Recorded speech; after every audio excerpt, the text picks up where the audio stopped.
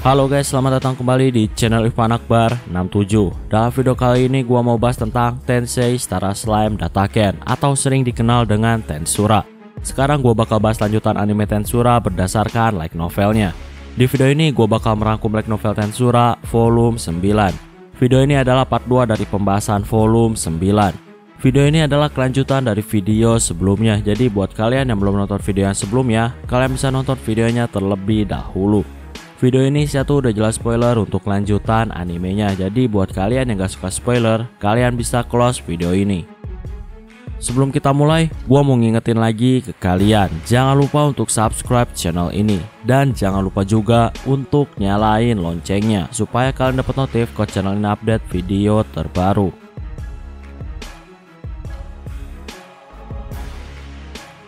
Setelah menjamu para tamu, tepatnya di tengah malam, Rimuru dan yang lainnya mengadakan rapat dadakan. Rimuru memuji Suna karena bisa menyajikan makanan yang sangat luar biasa. Myrmelk juga ngasih laporan bahwa semua bisnis yang dibuat berjalan dengan lancar. Banyak pedagang yang tertarik berbisnis di Tempest. Myrmelk juga bilang kabar tentang pahlawan Masayuki yang ikut dalam pertarungan Kolosium, kabar itu sudah mulai tersebar. Dengan tersebarnya kabar itu, tentunya orang-orang akan menjadi semakin tertarik dengan Kolosium. Rimuru dalam hatinya sangat berterima kasih kepada Yuki. Alasannya, karena Yuki berhasil menghentikan keributan yang telah dibuat oleh fanatik Masayuki. Kalau Yuki nggak datang, maka akan ada rumor buruk bahwa Tempest bermusuhan dengan pahlawan. Dengan bantuan Yuki, hal itu jadi menguntungkan Tempest karena Masayuki jadi mau ikut dalam turnamen Kolosium. Rimuru bilang kalau dia mau para bawahannya juga ikut bertarung dalam Kolosium. Tapi sayangnya Rimuru melarang Benimaru, Soei, Sion, dan Diablo untuk ikut bergabung dalam Kolosium. Rimuru mau jadiin Soei sebagai pemimpin dari pasukan mata-mata milik Tempest. Soei nggak boleh ikut karena dia adalah mata-mata. Jadi nggak boleh ada yang tahu tentang kekuatan dari Soei. Sedangkan untuk Benimaru, Diablo, dan Sion, mereka bertiga adalah tangan kanan Rimuru. Jadi Rimuru bakal membuat kelompok 4 Raja Surgawi. 4 Raja Surgawi dipimpin sama Benimaru dan anggotanya adalah Sion dan Diablo. Untuk satu orang lagi, Rimuru masih nyari orang yang cocok. Ketika diskusi, Rigut nyaranin Rimuru untuk jadiin Gopta sebagai anggota keempat. Tentunya Rimuru harus menguji dulu apakah Gopta layak atau enggak. Rimuru pun merintahin Gopta dan Gerudo untuk ikut dalam turnamen. Oh ya, sebenarnya Rangga mau ikut, tapi ditolak sama Rimuru. Alasannya, karena Rangga masuk dalam kategori hewan panggilan atau hewan summon. Jadi, kalau Rangga mau ikut turnamen, maka Rangga harus bersama dengan orang yang memanggilnya. Besoknya, acara pun dimulai. Untuk memperkenalkan dirinya, Rimuru juga melakukan pidato pembukaan. Intinya, Rimuru nggak mau bermusuhan dengan negara lain. Rimuru hanya ingin kedamaian. Jadi, Rimuru mau memperbanyak kerjasama dengan negara lain. Walaupun ada negara yang gak mau kerjasama, Rimuru gak akan mengusik negara itu. Rimuru akan berperang ketika ada negara yang mengganggu atau menyerang duluan negaranya. Rimuru akan menyambut siapapun yang datang dengan damai. Jadi manusia atau negara lain gak perlu takut dengan Tempest. Setelah pidato, Rimuru mendengar suara sorak-sora yang menggema. Mereka udah gak sabar untuk mengikuti semua event yang ada di Tempest. Setelah pidato itu, Rimuru pun pergi ke aula dan di sana dia disambut sama murid-muridnya. Anak-anak kaget, ternyata Rimuru adalah raja dari Tempest. Rimuru dan anak-anak pun mengobrol dan bercanda. Oh ya, yang jadi wasit dalam turnamen Kolosium adalah Diablo, sedangkan Benimaru jadi pengawal Rimuru.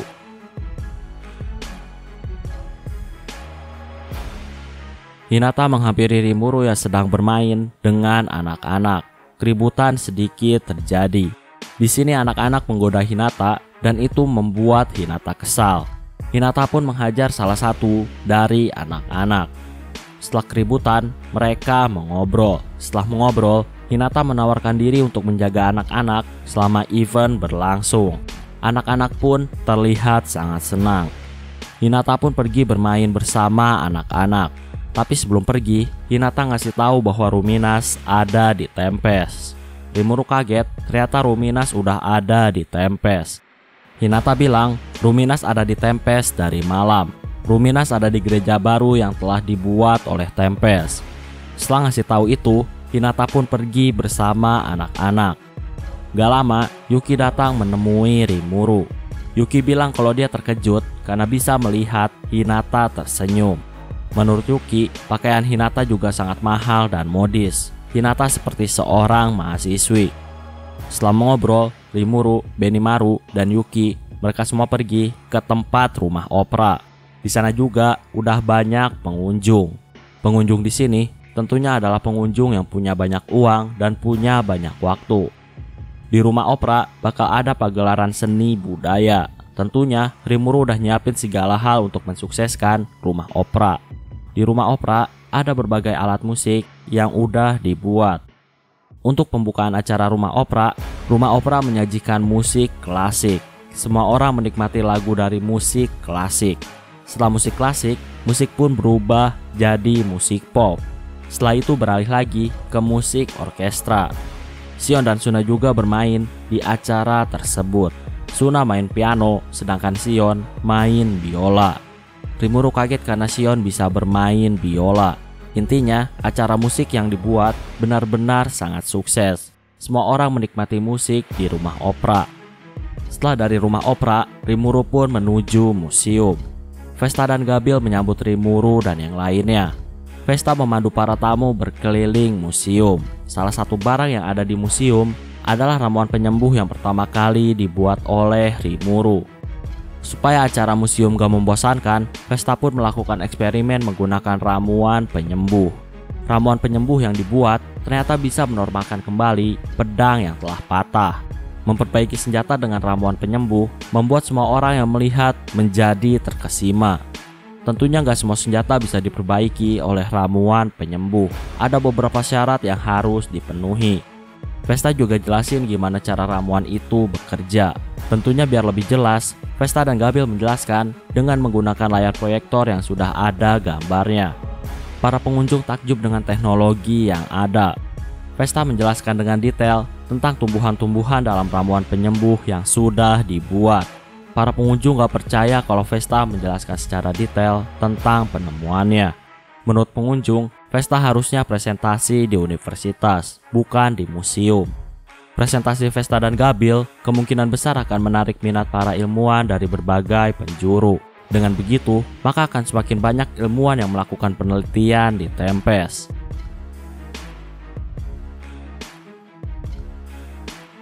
Setelah acara di museum, semua orang bebas untuk pergi dan menikmati semua hiburan yang ada di Tempest. Rimuru saat ini sedang menuju ke salah satu kamar hotel. Ternyata Rimuru udah ditunggu sama Ruminas. Tentunya, Ruminas ditemani oleh bawahan vampir miliknya. Ruminas sangat puas dengan acara musik yang diadain di rumah opera. Di negaranya, Ruminas kekurangan orang-orang yang bisa melakukan seni dengan baik. Rimuru pun tertarik untuk menjalin kerjasama dengan negara Ruminas dalam hal budaya.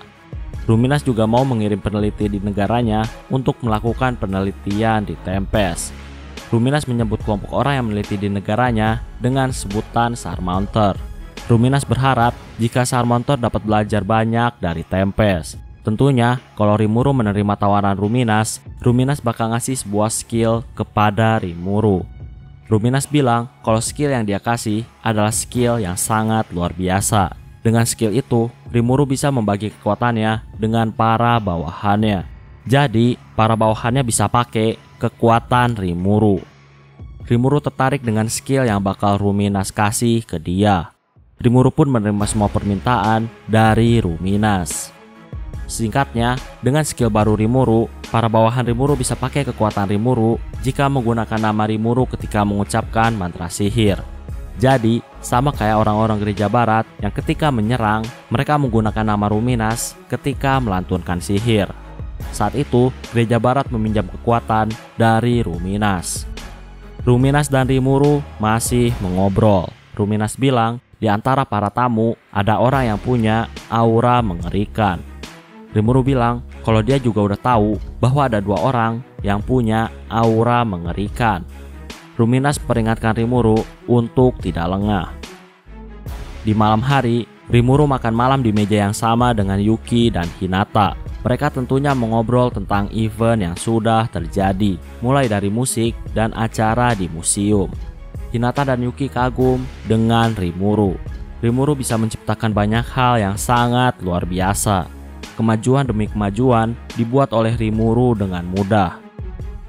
Malam hari, Rimuru ngadain rapat mendadak. Rimuru berterima kasih kepada Suna dan Shion. Berkat penampilan mereka, orang-orang terlihat sangat menikmati rumah opera. Ternyata, Suna dan Shion udah sering berlatih alat musik secara diam-diam. Suna bilang kalau dia tuh cuma bisa 2 lagu, tapi untungnya penampilannya berjalan dengan lancar. Shion semakin semangat karena dipuji oleh Rimuru. Rimuru juga berterima kasih kepada Gabil dan Vesta. Berkat presentasi mereka berdua, orang-orang mulai tertarik dengan penelitian yang dilakuin sama Tempest.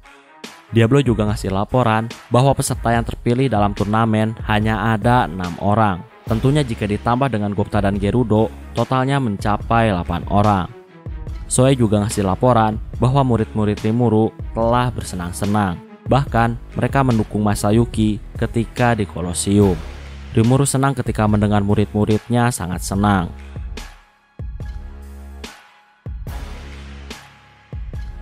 Rimuru masih rapat. Mayurmas kasih laporan bahwa saat ini Tempest sedang kekurangan uang. Uang yang didapat dari Clayman bukanlah uang universal, jadi hanya berlaku di beberapa negara. Banyak pedagang yang gak mau menerima uang yang bukan universal. Makanya saat ini krisis keuangan pun sedang terjadi. Mayurmas sudah berusaha untuk menstabilkan keuangan, bahkan sampai harus mengeluarkan uang pribadi miliknya. Diablo curiga ada seseorang yang telah mengganggu rencana Rimuru. Menurut prediksi, harusnya para pedagang mau menerima segala jenis uang, tapi ternyata gak sesuai prediksi. Para pedagang banyak yang menolak uang yang bukan universal. Mayurmas juga berpikiran sama seperti Diablo. Orang-orang pun berpikir tentang siapa pelaku yang telah mengganggu pasar. Mereka semua juga mikirin tentang apa yang harus mereka lakuin dengan krisis keuangan. Mereka semua curiga kalau organisasi Dewan lah yang telah membuat Tempest dalam kesulitan.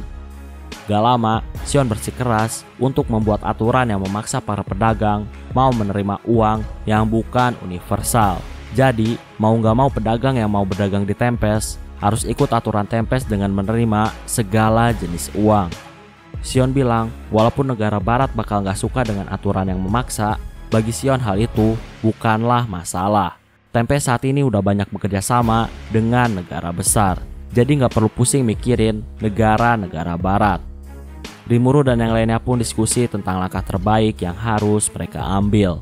Walaupun belum ada solusi terbaik, mereka semua akan berjuang untuk mulihin keuangan agar tidak terjadi krisis keuangan. Hari kedua festival pun akhirnya dimulai. Saat ini adalah pertandingan utama di Kolosium. Ke-8 peserta pun mulai memasuki arena, termasuk Gerudo dan Gupta. Sokka saat ini menjadi pembawa acara dan Diablo menjadi wasit. Sokka memperkenalkan peserta satu demi satu. Yang pertama adalah Masayuki. Di pertandingan kemarin, Masayuki gak pakai kekuatannya.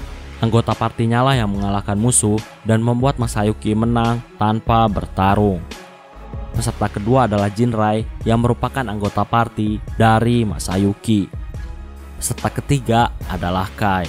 Kai adalah seseorang yang menari menggunakan pedang dan berhasil mengalahkan banyak musuh. Peserta keempat dan kelima adalah Gozer dan Mezer. Soe bilang, kabar tentang Rimuru mencari satu orang lagi yang akan menjadi 4 raja surgawi. Kabar itu telah tersebar dan itu membuat Gozer dan Mezer ingin ikut berpartisipasi dalam turnamen. Oh ya, Rimuru juga jadiin Gozer dan Mezer untuk menjadi salah satu bos di dungeon. Tentunya setelah diberi nama oleh Rimuru, kekuatan mereka meningkat drastis. Bahkan Raphael juga telah mengotak-ngatik skill yang mereka miliki. Dengan begitu, mereka jadi semakin kuat. Sokka masih lanjutin perkenalan peserta. Peserta ke-6 adalah peserta yang memakai topeng. Namanya adalah Lion Mask. Dari bangku penonton, terlihat 3 anak Dagrul bersorak untuk Lion Mask. Soe bilang, Alasan mereka bersorak itu semua karena mereka telah dikalahkan oleh Lion Max di pertandingan sebelumnya. Mengetahui 3 anak Dagrul dikalahkan oleh Lion, sebagai guru mereka bertiga, Sion pun terlihat sangat kesal.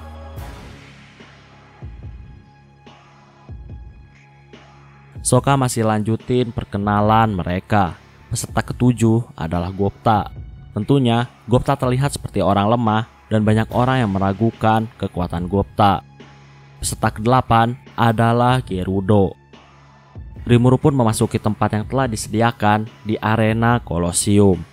Rimuru bilang kalau dia bakal ngasih kehormatan kepada pemenang turnamen kali ini, dan pemenang turnamen akan diberikan hak khusus ketika di Tempest.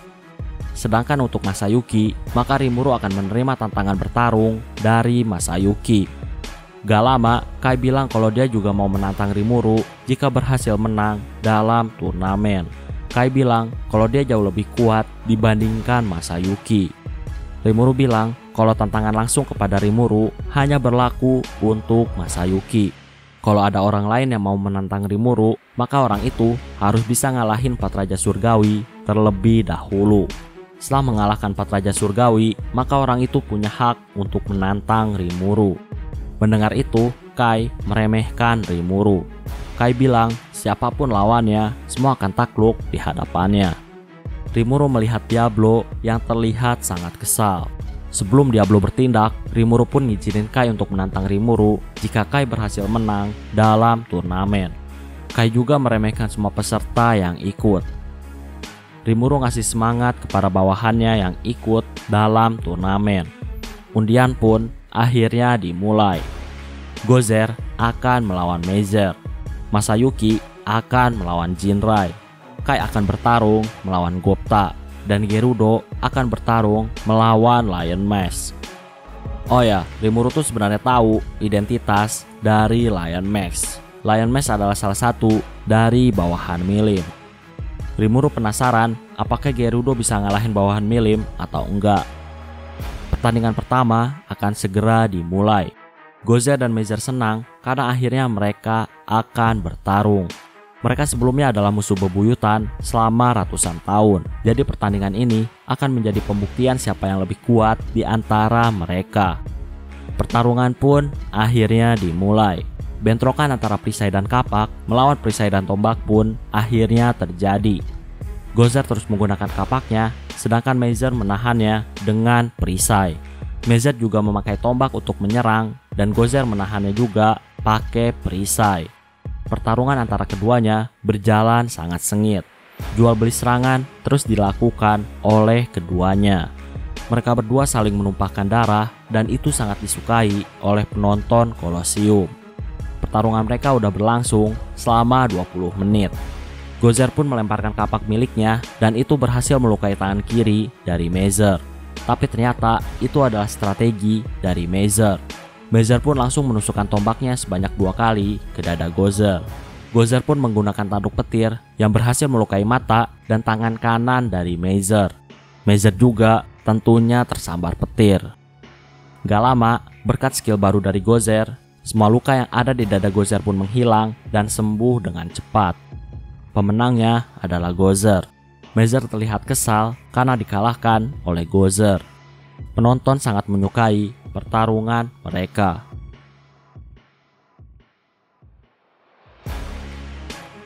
Pertarungan kedua antara Masayuki melawan Jinrai pun akhirnya dimulai.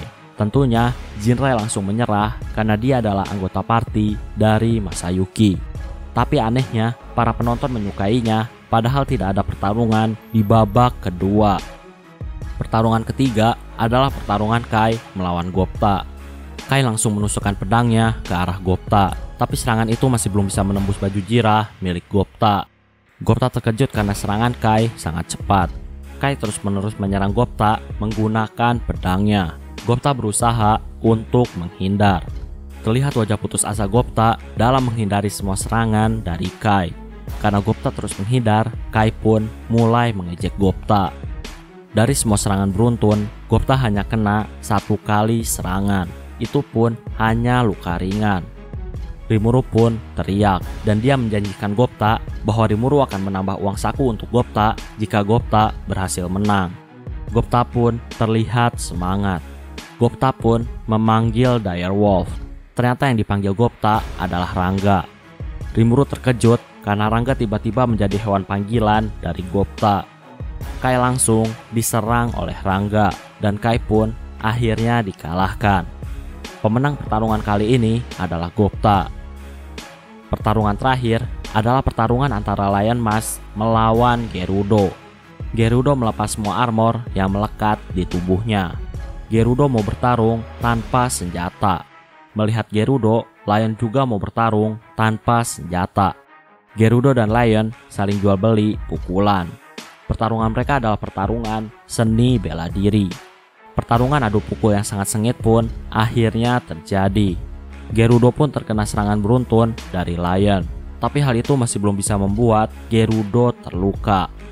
Pertarungan adu pukul masih terus berlanjut. Penonton yang menyaksikan pertarungan terlihat sangat senang dan mereka menikmati pertarungan adu pukul yang sangat luar biasa. Jual beli pukulan sudah berlangsung selama 20 menit. Gerudo sejauh ini gak pakai skillnya. Gerudo mau melawan Lion dengan seimbang. Gerudo tahu identitas dari Lion yang merupakan salah satu bawahan dari Milim. Namanya adalah Carrion. Gerudo tahu kalau Carrion gak bakal pakai semua kekuatannya. Makanya Gerudo juga gak pakai skill apapun dalam pertarungan. Carrion ngumpulin energi di tangan kanan miliknya. Carrion pun melakukan tinjuan dan itu mengenai kedua tangan dari Gerudo dan Gerudo pun terpental. Carrion juga melancarkan serangan ke dada dari Gerudo. Gerudo pun berjalan terhuyung-huyung. Karena kode dari Diablo, Sokka pun mutusin bahwa pemenangnya adalah Lion Mask. Lagi-lagi para penonton menikmati pertarungan yang sangat luar biasa. Carrion mendatangi Gerudo. Carrion kagum sama Gerudo karena bisa menahan salah satu serangan pamungkas miliknya. Jika orang lain yang kena serangan itu, maka udah pasti orang itu akan mati. Tapi ternyata Gerudo mampu menahan serangan itu dan Gerudo masih tetap hidup. Gerudo bilang kalau dia berharap suatu saat nanti dia bisa bertarung melawan Carrion dengan kekuatan penuh. Carrion dan Gerudo saling menghormati.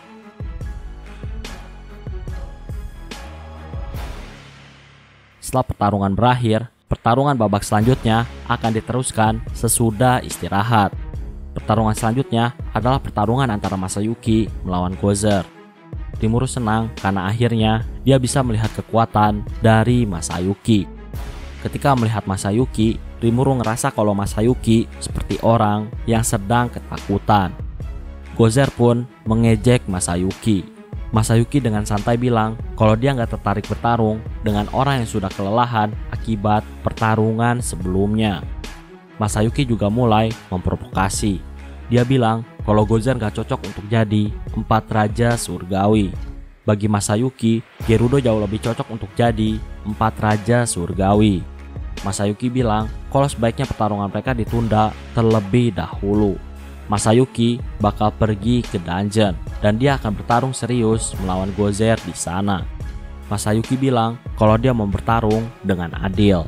Dia mau bertarung melawan Gozer dengan kondisi terbaiknya. Mendengar penjelasan Masayuki, Gozer pun menjabat tangan dari Masayuki. Gozer bilang kalau dia setuju untuk lanjutin pertarungan di dalam dungeon. Lagi-lagi Masayuki bisa menang tanpa harus bertarung. Dan lagi-lagi para penonton bersorak atas kemenangan dari Masayuki. Pertarungan selanjutnya adalah pertarungan Gupta melawan Lion Mask. Tentunya Gupta langsung memanggil Rangga. Pertarungan akhirnya dimulai. Gupta naik di atas Rangga, tapi Carrion langsung menghempaskan mereka menggunakan kaki yang kukunya sangat tajam. Gupta pun terjatuh dari tunggangan. Gupta merangkak dan mulai menjauh dari Carrion. Para penonton tertawa ketika melihat Gupta merangkak. Rangga pun berubah ke bentuk serigala yang besar. Rangga langsung menggigit lengan kiri dari Carrion. Ternyata Carrion sengaja ngorbanin tangannya. Tujuan Carrion adalah menyerang Rangga dengan kuat. Carrion membanting Rangga. Karyon pun menghujani Rangga dengan serangan dari atas. Rangga menerima banyak serangan. Setelah itu, Rangga pun keluar arena. Gak lama, Gupta pun bangun dan dia manggil Rangga. Karyon terkejut karena Rangga dipanggil kembali oleh Gupta. Gupta dan Rangga pun menyerang Karyon. Karyon bersiap untuk bertahan. Serangan Gupta dan Rangga masih belum bisa melukai Karyon. Sayangnya, yang diincar oleh Gupta dan Rangga bukanlah tubuh Karyon, melainkan topeng dari Karyon. Karyon yang gak mau identitasnya terbongkar, dia pun menyerah dan dia mengundurkan diri. Para penonton menghujat tindakan dari Gupta. Hujatan demi hujatan diterima oleh Gupta. Tentunya Gupta gak peduli dengan hal itu. Yang terpenting, kemenangan bisa diraih oleh Gupta. Ketika pertarungan selesai, Rimuru menegur Rangga karena ikut turnamen tanpa izin dari Rimuru. Tapi walaupun gitu, Rimuru gak masalah dengan keputusan Rangga. Rimuru pun ngasih semangat kepada Rangga dan Gupta supaya mereka bisa menang di pertandingan final yang akan diadakan besoknya.